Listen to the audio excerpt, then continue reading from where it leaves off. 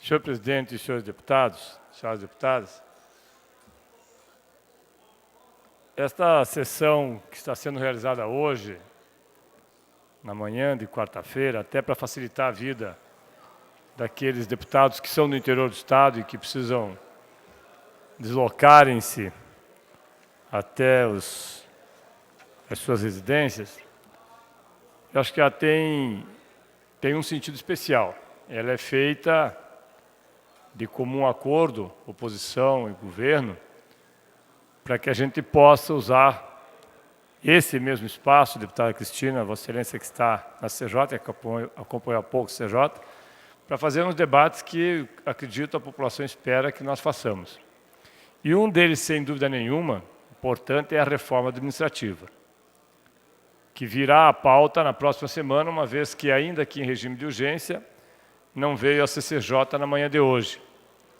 E outro, obviamente, o Refis.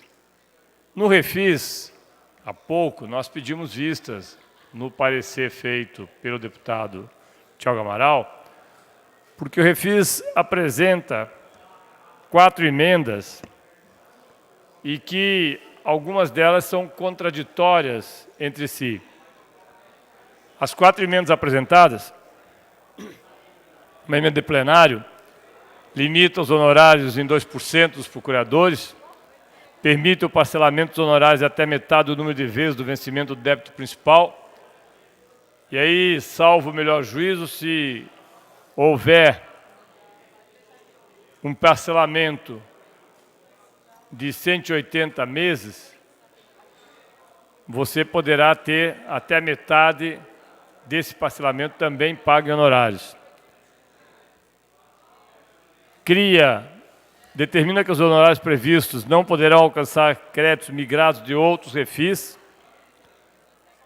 A emenda da oposição dispensa os honorários para os créditos ajuizados e que serão quitados com benefícios da lei dos refis, portanto é contraditória com a primeira.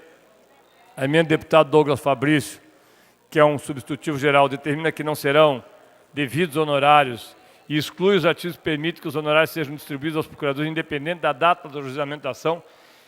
E sobre isso, eu acredito que nós, dentro da Assembleia, professor Tercílio, temos acordo.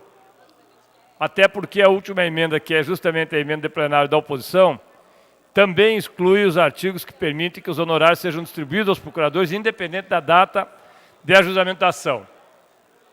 Por que eu digo que nós temos acordo? As 4 emendas, 3 delas falam exatamente isso. Nas 4 emendas nós entendemos que não é possível que processos anteriores a esse refis tenham o tratamento igual aos processos que serão ajuizados justamente por conta do refis. Ou seja, que os procuradores terão direito a receber, caso venha a ser aprovado o seu direito a receber honorários de sucumbências anteriores ao período do refis. Agora, é preciso que haja aqui também o entendimento que essas emendas, ou esta emenda especificamente, precisa ser aprovada. Da mesma forma, senhores deputados, com relação às várias emendas, são 20 emendas que foram feitas à reforma administrativa, e que algumas delas, deputado Homero, nós queremos debater com muita tranquilidade. Vossa Excelência há pouco citou que a obrigação das casas legislativas, as câmaras municipais, das assembleias e da Câmara Federal, a obrigação principal é fazer a fiscalização. E há um processo na reforma administrativa que diz que o Estado poderá criar mecanismos de créditos adicionais sem que passe por aqui. Aliás, há uma regulamentação por decreto de secretarias, o que eu entendo ser totalmente contraditório com aquilo que nós discutimos. E aí, deputado Goura, fica uma pergunta. Se aprovado isso, da forma como veio tanto o projeto Refis quanto o projeto da reforma administrativa, qual o papel da Assembleia? Qual o papel que tem o parlamento nessa história? Ficar aqui conversando, falando, aparecendo na televisão, debatendo, debatendo, debatendo, se o centro, que é a fiscalização, nós vamos abrir mão? Eu não entendo. Não sei qual vai ser a votação, como vai ser a orientação do líder do governo, não sei como que vão ser os votos dos senhores e das senhoras deputadas. Agora, me surpreende que a gente tenha algumas coisas que são pouco debatidas. Nós entendíamos que era necessário que houvesse uma audiência pública, até para chamarmos os segmentos diretamente interessados nesse processo, e não só a Federação das Indústrias, o Estado e, dentro do Estado, os procuradores, mas a população também. Entretanto, nós vamos fazer uma votação que, se não houver a correção desse processo, depois de feita, simplesmente vai ficar para as calendas os questionamentos. E eu falo isso porque há 2 dias atrás, ou há 3 dias atrás, semana passada e há 2 dias atrás, eu tenho trazido para cá um problema que eu creio que deve ser debatido por essa casa, que é justamente a venda da Copel Telecom. Hoje, apesar do líder do governo ter dito que não vai ser vendida, hoje os jornais trazem que o senhor Slaviero diz claramente que vai vender a Copel Telecom e vai vender a Compagás. Aí, deputado Hussen, entrevista de hoje no jornal da Rede Globo Televisão, o presidente da Copel sinaliza que irá, sim, a intenção da Copel é se desfazer da Compagás e da Copel Telecom. Eu acho que isso é ruim. A declaração do presidente da Copel é contraditória com as declarações do líder do governo e contraditórias com o que disse o governador Ratinho durante a sua campanha eleitoral. Então, eu já faço aqui um pedido que nós, antes de qualquer coisa, nós possamos trazer para cá, na próxima semana, o diretor da Copel Telecom ou o diretor da holding Copel, porque nós não podemos ficar nesse jogo de empurra. Com um agravante, senhores deputados, e aqui novamente me reporto aos deputados da base.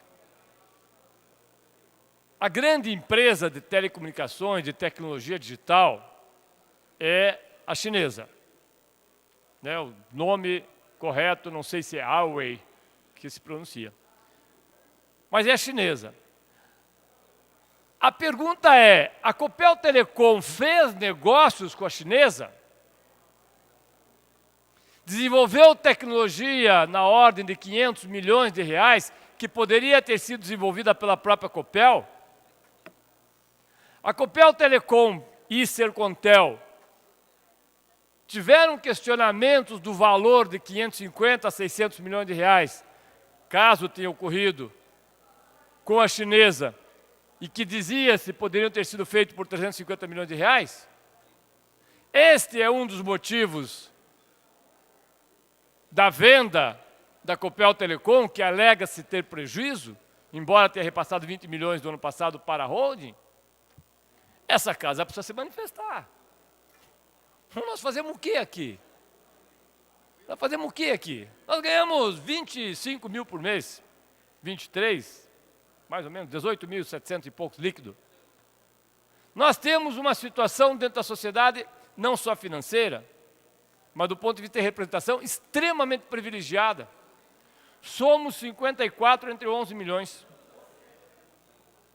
Nós temos um Tribunal de Contas que tem um custo alto também para a sociedade, 1,9, que será, agora me parece que 1,8, que deve fazer essa fiscalização. E a pergunta que eu faço é, essa fiscalização está de fato sendo exercida na sua plenitude, ou nós estamos esperando que a Copel venda a Copel Telecom com esse discurso que ela não está dando lucro, apesar de estar nos 399 municípios, com 38 mil quilômetros de rede, atendendo mais 185 prefeituras e fazendo, junto com o Paraná Digital, um trabalho que é único no Brasil.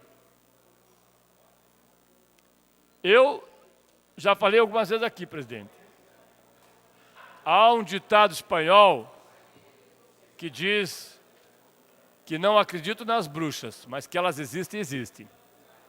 Eu não quero acreditar que... Deputado, Vossa Excelência tem 1 minuto para concluir. Eu não quero acreditar aqui, senhores deputados, que isso que eu estou falando aqui, deputado Galo, tenha, porque são informações que me chegam e precisam ser, obviamente, negadas ou confirmadas pela Copel, que isso tenha relação com a realidade. Mas é preciso que nós tenhamos uma justificativa clara do porquê da venda da Copel Telecom da Compagás. A Compagás, o ano passado, nós já levantamos o problema aqui, deputado Homero, quando houve a relação com a empresa que é fornecedora de gás, junto à Petrobras e junto à UEGA, a Usina Elétrica Gás da Araucária, que chegou na hora de comprar o gás, não havia dinheiro, porque o dinheiro foi aplicado num projeto imobiliário em São Paulo e sumiu. Até hoje ninguém falou nada. Tribunal de Contas, Ministério Público, Assembleia Legislativa, ninguém falou nada. Mas 170 milhões sumiram. E agora? Para concluir, senhor presidente. E agora? A Copel Telecom vai ser vendida por negociações feitas com chineses e não explicadas, ou nós vamos saber o que é isso? Eu espero, senhor presidente, que nós possamos trazer a Copel aqui para dar as devidas explicações. Obrigado, senhor presidente e senhores deputados.